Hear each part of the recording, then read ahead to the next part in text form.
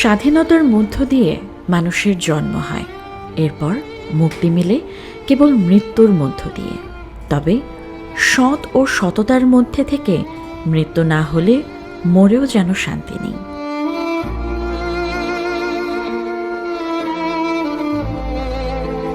আর কিছু মানুষ আছে, তারা জীবিত থেকেও যেন মৃতপ্রায়।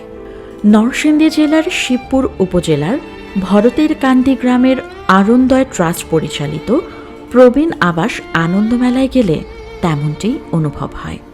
পরিবারে তো আমার কেউ নাই, অর্থ সম্পদও নেই, এই হিসাবে এখানকার খোঁজ পায়।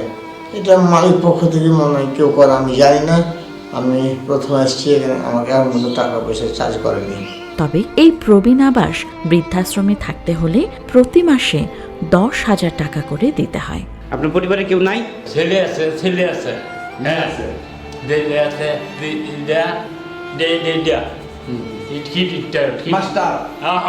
আপনার ছেলে মেয়েরা দেখতে আসে আপনার? অরুণোদয় ট্রাস্টের চেয়ারপারসন সাবেক এনবিআর কর্মকর্তা অসীম কুমার রায়, সেক্রেটারি ফরহানা হক। এই ট্রাস্ট কারো কাছ থেকে কোনো অনুদান গ্রহণ করে না। কর্তৃপক্ষ জানায়, যদি কেউ টাকা দিতে অপারগ হয় তবে ট্রাস্টি বোর্ড সেটা বিবেচনা করে থাকে। এই আবাসে শারীরিক ও মানসিক প্রতিবন্ধী, বৃদ্ধা ও বৃদ্ধদের জায়গা দেয়া হয় না। আসুন এবার এই হতভাগা স্বজনহারা মানুষদের মুখ থেকেই শুনি তাদের জীবনের নানা দুঃখ দুর্দশার কথা। একটা হসপিটালে ছিলাম, তো আমার দেখাশোনার কেউ ছিল না।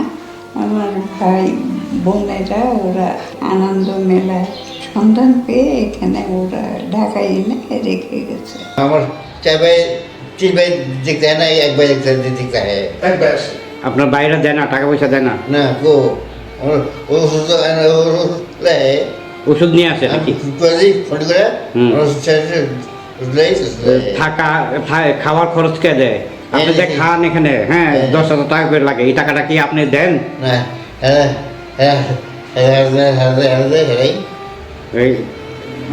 মালিকরা দেয়। এখানকার পরিবেশ বলে বোঝাতে পারবো না আপনাকে।